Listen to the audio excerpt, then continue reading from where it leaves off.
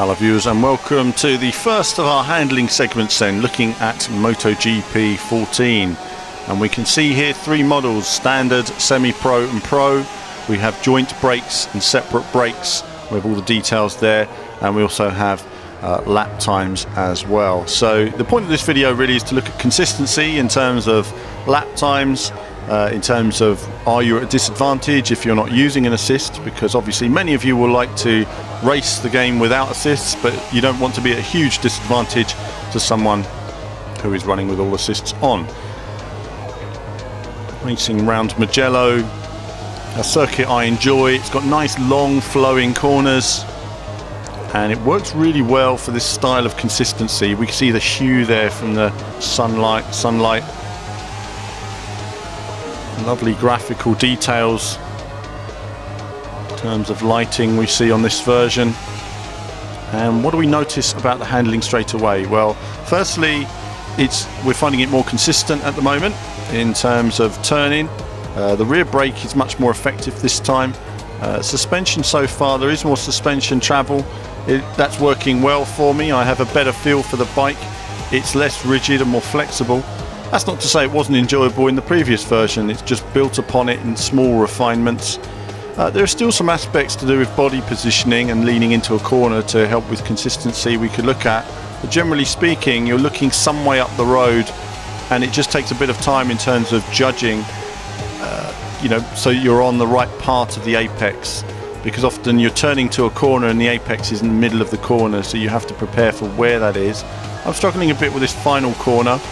It's still one I'm working on at the moment in terms of maximizing, but you'll see my laps improve in later videos as well, of course, where I've actually been playing it more and just how to maximize. Obviously moving from model to model does make it a challenge in finding consistency. So ran a whole bunch of laps with these two bikes, and you can see here the difference at the top at the moment. At the moment I'm better on the Pro than I am with the other two, but we're going to see it all close up towards the end, and it's good over a number of laps to see that the bikes are all still effectively on the same piece of tarmac.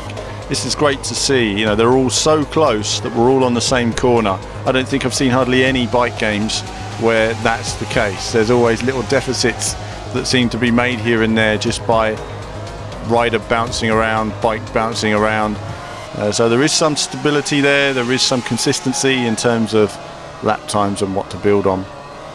At the moment, my personal leaning is towards the Pro model, and my usual feeling is for the semi-pro. I played the semi-pro in MotoGP 13. I enjoyed that. That was what I played with. It's what I had the most fun with. In this version so far, surprisingly, it's been the Pro handling.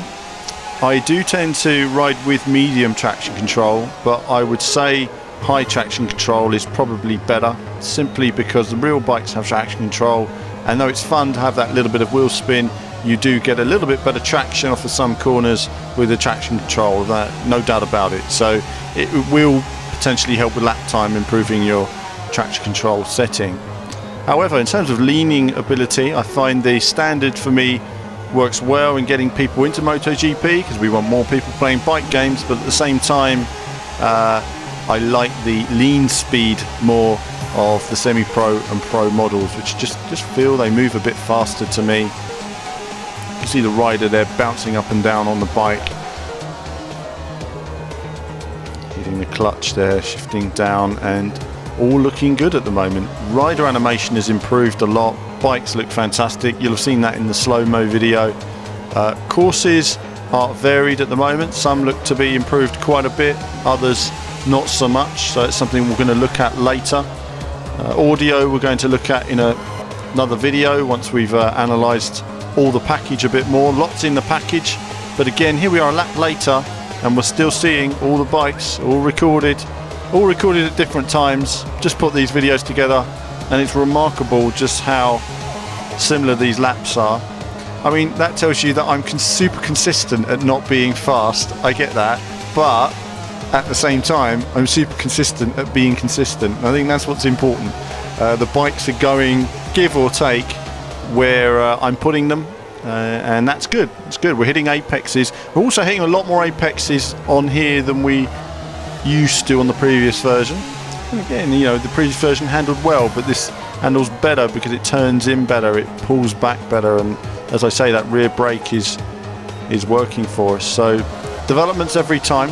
I welcome all of your feedback in terms of what you've seen in this video, in terms of what you'd like to see me look at, analyze, bikes, courses, everything else. There's lots and lots to see in the package. It will take quite some time to go through it all and reveal all the elements, and we'll endeavour to do that over the coming weeks pre-launch. But I hope you've enjoyed this little look.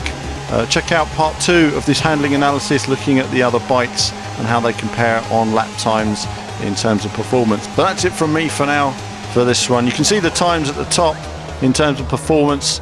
They're the 149s across the board, and look at that, 149.8 for those semi-pro and pro models. That shows how close it is, and the best time by the standard handling, but obviously that's also down to riding and getting better at the game. No doubt you'll close up that gap. I'm sure many of you will be a couple of seconds quicker. But that's it from me for now.